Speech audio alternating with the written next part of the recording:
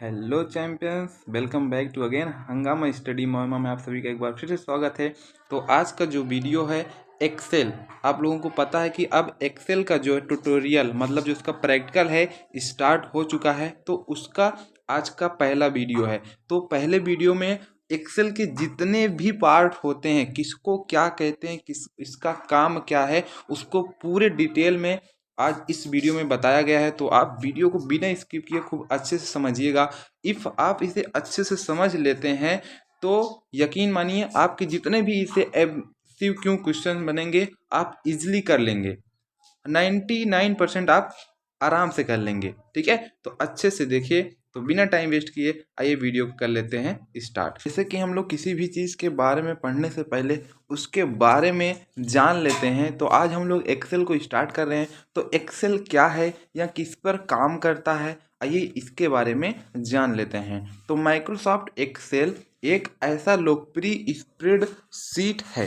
क्या है? Spreadsheet system है जो कॉलम और पंक्तियों में किसी भी डाटा को क्या करता है, व्यवस्थित करता है, और जिसमें विभिन्न फार्मूलों के माध्यम से डाटा डाला और सेट किया जा सकता है।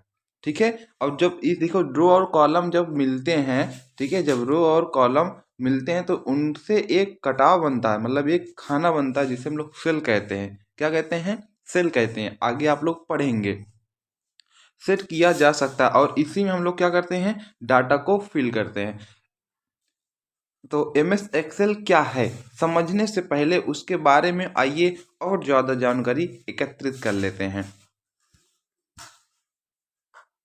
ध्यान से आप लोग पढ़ते रहिए। आपको होप सो इसमें जितने भी MCQs बनेंगे आप इजीली कर डालेंगे, क्योंकि इसमें एक्सेल के जितने भी पार्ट हैं उसको लिया गया है और उसके बारे में डिस्क्राइब भी किया गया है। ठीक है, तो कह रहा है जिस प्रकार पुराने समय में डाटा को रजिस्टर पर मैनुअली पेंसिल की सहायता से रो और कॉलम बना के व्यवस्थित किया जाता था, ठीक उसी प्रकार अब इलेक्ट्रॉनिक वर्कशीट अर्थात एक्सेल में भी डाटा को व्यवस्थित करने के लिए रो और कॉलम बने होते हैं जिसमें डाटा को व्यवस्थित किया जाता है। ये तो मैं बता चुका हूँ। ठीक है, अब कह रहा है MS एक्सेल डाटा को व्यवस्थित करने के अलावा अब क्या क्या काम करता है। देखिए, कैलकुलेशन करने के लिए, निर्णय लेने के लिए, डाटा का ग्राफ तैयार करने के लिए, रिपोर्ट तैयार करने के लिए, वेबसाइट पर डाटा के साथ काम करने के लिए इत्यादि की क्या करता है, सुविधा देता है। अब देखिए इसमें आपके काफ़ी क्वेश्चन आ जाएंगे, तो ये यहाँ से MCQ भी बन सकता है। नहीं तो आप इसे अच्छे से पढ़िए। एक बार इसको फिर से कर देते हैं। देखिए क्या करता है, MS एक्सेल डाटा को व्यवस्थित करने के अलावा क्या करने के लिए करता है, कैलकुलेशन करने के लिए, निर्णय लेने के लिए, डाटा का ग्राफ तैयार करने के लिए, रिपोर्ट तैयार करने के लिए, वेबसाइट पर डाटा के साथ काम करने के लिए इत्यादि की सुविधा देता है। ठीक है, तो ये क्या है, डाटा का मतलब जो एक्सेल है, एक्सेल के अंदर हम लोग क्या क्या कर सकते हैं वो बताया है। अगला देख लेते हैं। अगला देखिए, कह रहा है इसमें बड़ी सी बड़ी मैथेटिकल, लॉजिकल मतलब मैथ अथवा लॉजिकल कैलकुलेशन करने के लिए बहुत सारे फार्मूले फंक्शन दिए होते हैं, मतलब पहले से ही प्री डिफाइन होते हैं। ठीक है, उसमें रहते हैं, बस आपको पता होना चाहिए। और वो आपको कैसे पता होगा वो मैं बताऊंगा। ठीक है, तो अच्छे से आप लोग देखते रहिए। तो दिए होते हैं जिसका उपयोग करके हम बड़ी बड़ी गणनाओं को भी चुटकियों में कर सकते हैं। अच्छा, आपको पता है ना कंप्यूटर का शाब्दिक अर्थ क्या है, गणना करना। ठीक है, जिसको नहीं पता है क्या है, गणना करना। तो हम लोग उसकी जितनी भी बड़ी बड़ी गणनाएं हैं उसको हम लोग चुटकियों में कर सकते हैं, क्योंकि इसमें हर एक चीज का फार्मूला है और हम लोग फार्मूले के अकॉर्डिंग लगा के उसको विद इन 1 सेकेंड में कर सकते हैं। हालांकि जब हम लोग करते हैं, मतलब अगर ऐसे कॉपी पेन पर करें तो मे बी एकदम एक्यूरेट आंसर ना आए, लेकिन अगर आप वही सेम एक्सेल में करते हैं तो वो कभी भी गलत आंसर नहीं देगा, वो हमेशा एक्यूरेट आंसर देगा। ठीक है, तो ये बहुत सही है। इसमें अंकी डाटा का कैलकुलेशन, किसका, अंकी डाटा का कैलकुलेशन करने के लिए अर्थमेटिक ऑपरेटर। देखिए जैसे हम लोग अंक का, जैसे हम लोग को डाटा का अगर हमको कैलकुलेशन करना होगा, जैसे प्लस माइनस मल्टीपल डिवीजन, ठीक है, मॉडुलर, तो ये सब निकालना पड़ेगा, मॉड्स निकालना पड़ेगा। तो हम लोग किसका प्रयोग करेंगे, अर्थमेटिक ऑपरेटर का प्रयोग करेंगे। किसका करेंगे, अर्थमेटिक ऑपरेटर का। आई होप आपको समझ में आ रहा होगा। आप ये देखिए, ये इम्पोर्टेंट है पूरा, आप एक बार इसे अच्छे से पढ़ लीजिए या स्क्रीन शॉट भी ले लीजिए। इसमें मैथमेटिकल, लॉजिकल के बहुत सारे फार्मूले दिए रहते हैं, जिसको हम लोग यूज करके हम लोग हर चीज़ क्या कर सकते हैं, चुटकियों में कर सकते हैं। और अर्थमेटिक ऑपरेटर के लिए जैसे दिया है plus, minus, multiple, divide, mode, तो ईटीसी का यूज किया जाता है। लेकिन अब ये तो अर्थमेटिक ऑपरेटर के लिए था। अगर और बहुत सारे सिंबल हैं और बहुत सारे ऑपरेटर हैं जो हम लोग कर सकते हैं। ठीक है, अब उसे हम लोग आगे देखते हैं। आई होप आप लोगों को अच्छा लग रहा होगा। अगर थोड़ा सा भी इंटरेस्टिंग और थोड़ा सा भी नॉलेज फील हो तो वीडियो को कर लीजिए लाइक और चैनल कर लीजिए सब्सक्राइब, क्योंकि अभी तो ये आपको एक्सेल के बारे में बताया जा रहा है। और कल जो वीडियो आएगा आपके सामने, उसमें how to open Excel, how to learn Excel, how to work in Excel. ठीक है, मतलब पूरा एकदम 0 टू हीरो लेवल तक आप लोगों को सिखाया जाएगा एक्सेल में। तो अगर आप लोग सब्सक्राइब किए रहेंगे तो आप लोगों को इजी रहेगा, तुरंत वीडियो मिल जाएगा। अब कह रहा है एक्सेल में कोई भी डाटा तथा रो कॉलम में व्यवस्थित होता है। ये तो मैं पहले ही बता चुका हूँ, हर एक डाटा किस में व्यवस्थित होते हैं, रो और कॉलम में।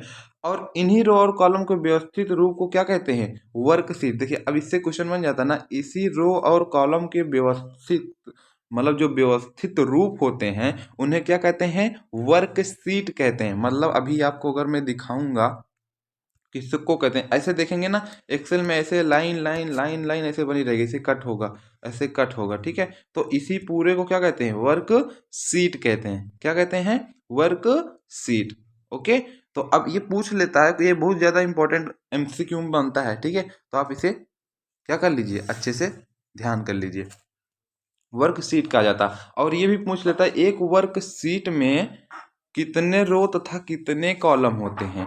तो आपको बता दूं, एक वर्कशीट में 10,48,576 रो होते हैं, मतलब पंक्तियां होती हैं, और 16,384 क्या होते हैं, कॉलम्स होते हैं। ठीक है, एक वर्कशीट, ये क्वेश्चन इंपॉर्टेंट है। हालांकि मैं इसका एमसीक्यू करा भी चुका हूं, अगर आप लोग नहीं देखे हैं तो उस वीडियो को देख लीजिएगा, प्लेलिस्ट में पड़ी हुई है। ठीक है, तो एक वर्कशीट में कितने रो होते हैं, 10,48,576 तथा रो कितने होते हैं, सॉरी रो तो हो गया, कॉलम कितने होते हैं, 16,384। ठीक है, मोस्ट इंपॉर्टेंट एमसीक्यू यहाँ से बन सकता है। तो हमें बोला था अगर आप लोग अच्छे से इसको पढ़ते हैं तो आपके जितने भी एमसीक्यू बनने वाले हैं एक्सेल से रिलेटेड, आप सब इजिली ही कर लेंगे। ठीक है, ये इंपॉर्टेंट है आपका। अब कह रहा है रो और कॉलम के कटान से बनने वाले खाने को सेल कहा जाता है। क्या कहा जाता है, देखिए ये भी मैं अभी आपको बताया कि ये इम्पोर्टेंट है आपका। मैं अभी इसके पहले ही डिस्क्राइब किया इसके बारे में। रो और कॉलम के से बनने वाले खाने को क्या कहा जाता है, इसी को क्या कहा जाता है, सेल कहा जाता है। ठीक है, क्या कहा जाता है, सेल कहा जाता है।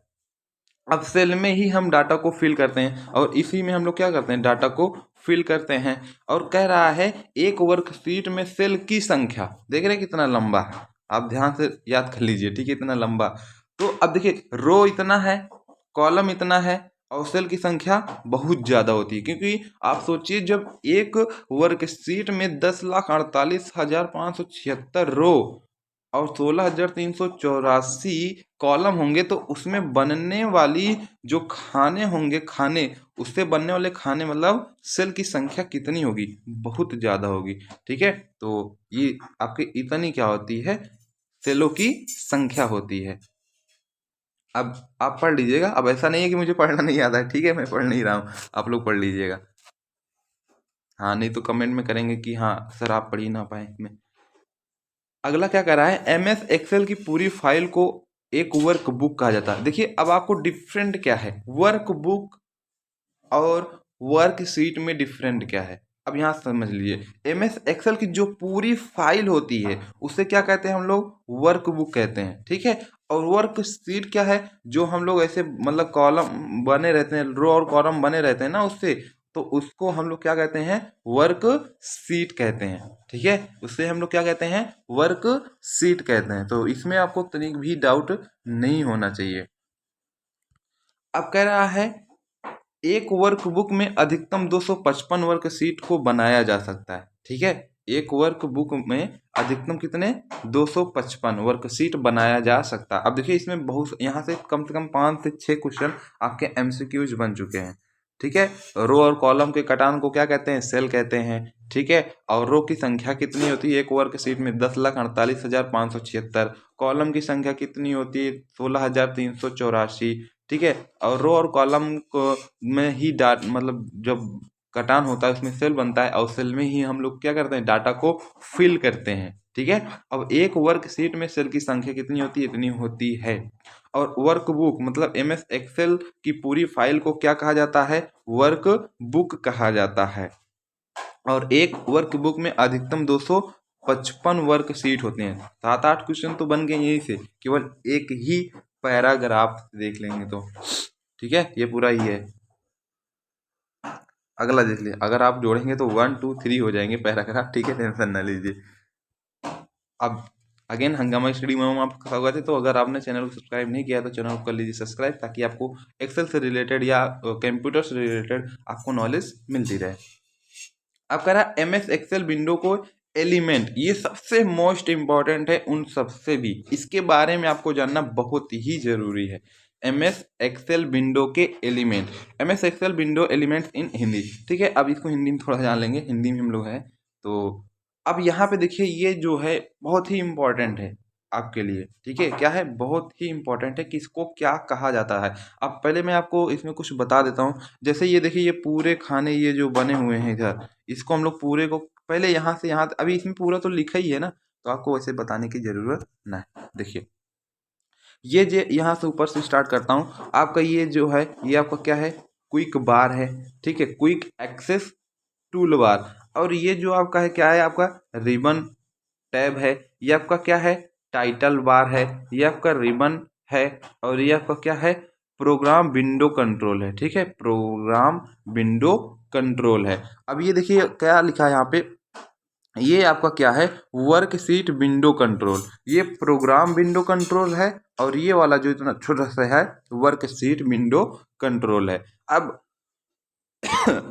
सॉरी, इधर क्या है, ये क्या है, आपका फार्मूला बार है। इसी में आपका सभी फार्मूला दिखेंगे। ठीक है, क्या है, इसी में आपके सभी फार्मूले दिखेंगे। तो ये आपका क्या हो गया, फार्मूला बार हो गया। अब नीचे आते हैं तो ये आपको देखो यहाँ पे जूम स्लाइडर मिल जाएगा, और ये आपका क्या है, जूम स्लाइडर, और ये आपका मिल जाएगा व्यू बटन। तो आप जूम स्लाइडर को इसके अंदर भी मिल जाएगा। ठीक है, रिबन टैब में। ठीक है, और आगे आप आएंगे तो ये देखिए जो सीट है, क्या है यहाँ पे सीट, ये वर्क सीट टैब है। और ये स्टेटस बार है नीचे वाला, ये स्टेटस बार है। ऊपर वाला जो लिखा है सीट 1, सीट 2, सीट 3, ये आपका वर्क सीट टैब है।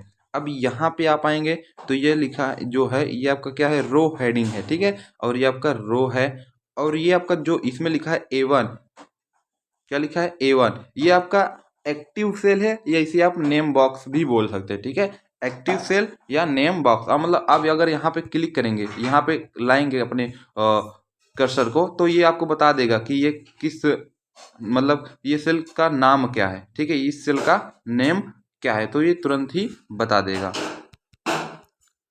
अब आगे देख लेते हैं। आगे देखिए ये जो है, अब आपको मैं बता देता हूँ, ये यहाँ पे जो पूरा आपको दिखा रहा हूँ, ये आपका जो ऐसे है पूरा यहाँ से यहाँ तक। ठीक है, मतलब आपको रो और कॉलम तो पता होगा ना, क्लास 12 में पढ़ेंगे। ये आपका रो है, और ये जो ऐसे बढ़ना है, जो क्षैतिज है वो आपका रो है, और जो ऊर्ध्वाधर है वो आपका क्या है, कॉलम है। ठीक है, अब देखिए ये इससे और इसे, इस कॉलम और इस रो से मिल के एक खाना बना है। इसी खाना को हम लोग क्या कहते हैं, सेल कहते हैं। ठीक है, इसी में हम लोग क्या करते हैं, डाटा को फिल करते हैं। आई बात समझ में। अब ये देखिए आपका क्या है, ये कॉलम हेडिंग है। मतलब कॉलम हेडिंग ये सब है जिसमें A B C D E F, मतलब ऐसे ई वाला केवल देख लेना बस। ठीक है, FG वाला पूरा ऐसे ऐसे, ये वाला ऐसे। ठीक है, और रो वाला, रो हेडिंग जो है जैसे 7 को हम लोग लेते हैं ऐसे ऐसे देखेंगे इसको। ठीक है, थोड़ा सा अब और क्लियर कर देते हैं इसमें से हटाकर। अब देखिए आगे क्या है, ये माउस पॉइंटर है, ठीक है, आपका ये माउस पॉइंटर है। माउस पॉइंटर आप जहाँ पे ले जाएंगे वो उसका नेम बॉक्स या नेम बता देगा कि आप किस सेल में हैं, ठीक है। और ये आपका स्क्रोल बार है, मतलब जैसे आपका यहाँ से लेकर यहाँ तक डाटा नहीं फिलअप हो रहा है, आप इसके आगे लिख रहे हैं तो वहाँ से आप स्क्रॉल कीजिए और ये सीट और इधर चली आएगी, ठीक है। और ये भी स्क्रोलर बार ही है, ऊपर से नीचे, और ये लेफ्ट टू राइट, ठीक है। ये है टॉप टू बॉटम और ये है आपका लेफ्ट टू राइट, ठीक है। आई होप आपको समझ में आ गया होगा। अब इसमें टैब कितने होते हैं ये भी एक क्वेश्चन बन जाता है कि एमएस एक्सेल में कितने टैब होते हैं, बताइए कितने टैब होते हैं। 7 टैब होते हैं, ठीक है। एक होता है आपका होम टैब होता है, एक होता है इंसर्ट, दूसरा होता है page layout, formula, data, review और व्यू, ठीक है। ये आपका, और इसी सब को हमको अच्छे से पढ़ना है, ठीक है। Home tab, insert, page layout, formula, data, review, view, ठीक है। अगर इस सब को हम लोग अच्छे से पढ़ लेंगे तो आप एक्सेल के क्या बन जाएंगे, मास्टर बन जाएंगे, ठीक है। तो आई होप आपको ये समझ में अच्छे से आ गया होगा किसको क्या कहते हैं, ठीक है। अच्छा बताइए, जब हम लोग यहाँ पे, अगर हम लोग यहाँ पे पॉइंटर को रख देंगे तो क्या होगा, क्या होगा आपका। तो यहाँ पे जैसे हम लोग रखेंगे पॉइंटर को, तो ये हमारा कौन सा कॉलम है, ए वाला, तो यहाँ पे आएगा ए वाले पे, और इसके सामने क्या है 5, तो क्या नाम हो जाएगा इसका, A5, ठीक है। जैसे हम लोग यहाँ पे रख देंगे पॉइंटर को तो इसका क्या नाम है, आई, और इसके सामने कौन सा रो है, 3, तो AI3 हो जाएगा, ठीक है। इस प्रकार से इसमें देखा जाता है। आई होप आपको ये अच्छे से पूरा एक्सेल का जो व्यू है आपको समझ में आ गया होगा। नेक्स्ट, नेक्स्ट क्या कह रहा है, कह रहा है MS एक्सेल विंडो में एलिमेंट की बात करें तो आप इनमें, मतलब ये आपका सेम वैसे ही है, अगर आप MS वर्ड पढ़े हुए हैं तो उसके ही जैसा काम करता है, बाकी इसमें और कुछ ज़्यादा है नहीं। हाँ, उसमें हम लोग ऐसे करते थे, अब इसमें हम लोग फार्मूले के अकॉर्डिंग करेंगे, ठीक है। अभी तक हम लोग देखिए जिसमें पूरा पढ़े थे क्या है, एक्सेस बार था, मतलब quick access, title bar, program control window, ribbon, ये सारा चीज़ था। अब ये क्या है इसको हम लोग जान लेते हैं।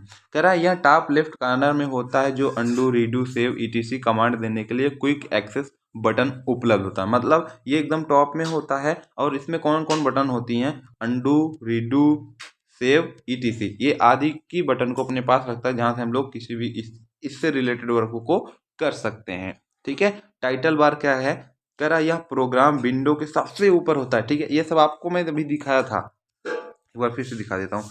टाइटल बार ये देखिए, यही है आपका टाइटल बार, ये, ठीक है, ये लिखा है ना टाइटल बार। तो और आपका देखिए क्विक एक्सेस बार ये है आपका, और इसमें देखिए सब लिखा है ना, रीडू, अंडू, और आपका इसमें जितने भी बटन होते हैं इसी के अंदर आ जाते हैं। सेव का भी, ये देखिए सेव का भी बटन है। तो आगे देखिए टाइटल बार यहाँ प्रोग्राम के सबसे ऊपर होता है, जिसमें डॉक्यूमेंट का नाम प्रदर्शित होता है, ठीक है, जिसमें डॉक्यूमेंट का नेम ही दिखता है। अब कह रहा है प्रोग्राम कंट्रोल विंडो क्या है, यहाँ टॉप राइट कॉर्नर में होता है, ठीक है। अभी मैं आपको दिखाया था, एक बार फिर से दिखा देता हूँ। ये देखिए, ये है एकदम राइट, ठीक है। इसमें आप देखेंगे, इसमें देखेंगे आप दो चीज़ बना है, एक यहाँ पे मिनिमाइज, मैक्सिमाइज और क्लोज, एक ये है और एक ये है। तो इसमें एक एक्सेल का है और एक पूरे विंडो का है, ठीक है, यही बता रहा है। अगला क्या है इसमें, कह रहा है यहाँ प्रोग्राम विंडो, यहाँ पे यहाँ टॉप राइट कॉर्नर में होता है, जिसमें मिनिमाइज, मैक्सिमाइज, रिस्टोर तथा क्लोज बटन है, जिसकी मदद से प्रोग्राम को छोटा, बड़ा या क्लोज किया जा सकता है, ठीक है। तो आगे क्या कर रहा है, रिबन, रिबन क्या होता है, यहाँ फार्मूला बार के सबसे ऊपर होता है, जिसमें एक्टिव टैब से संबंधित कमांड ग्रुप वाइज डिस्प्ले होता है, ठीक है। आपको ये सारा चीज़ मैंने दिखाई दिया है, तो आप उसकी टेंशन ना लीजिए।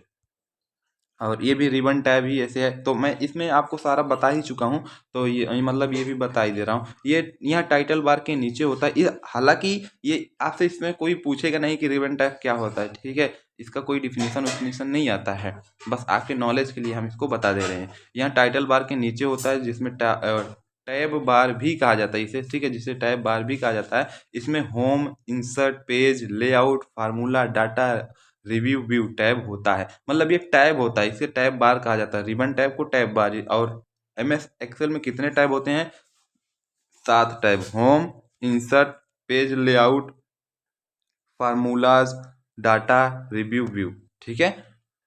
तो इससे संबंधित वो क्या करता है, कमांड को डिस्प्ले होता है। ठीक है, कमांड को हमको देता है।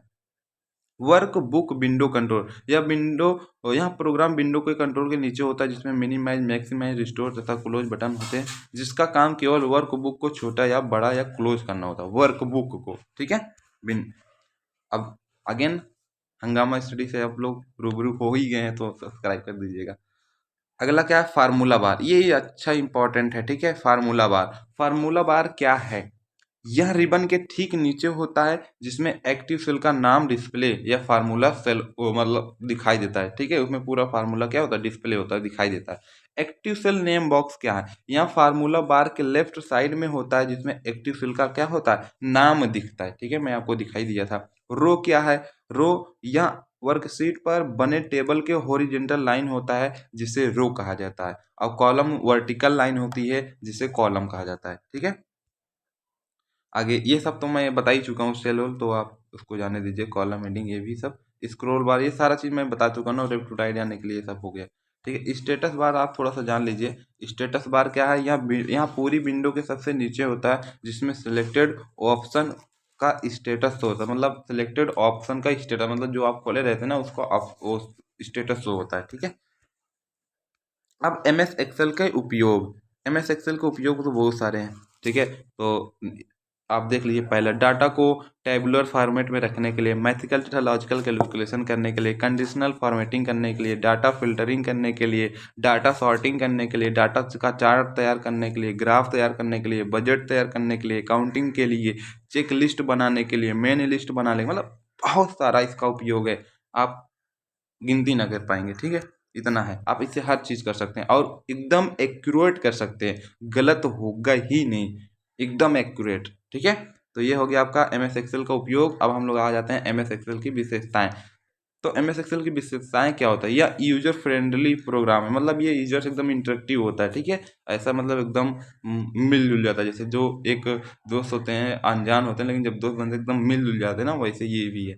ठीक है, इंस्टेंट कैलकुलेशंस क्या होता है, इसमें दिए गए मैथमेटिकल लॉजिकल फार्मूला की मदद से ना किसी भी डाटा को हम लोग तुरंत कैलकुलेशन, मतलब बोले थे ना शुरू में, केस में कर सकते हैं, चुटकियों में कर सकते हैं।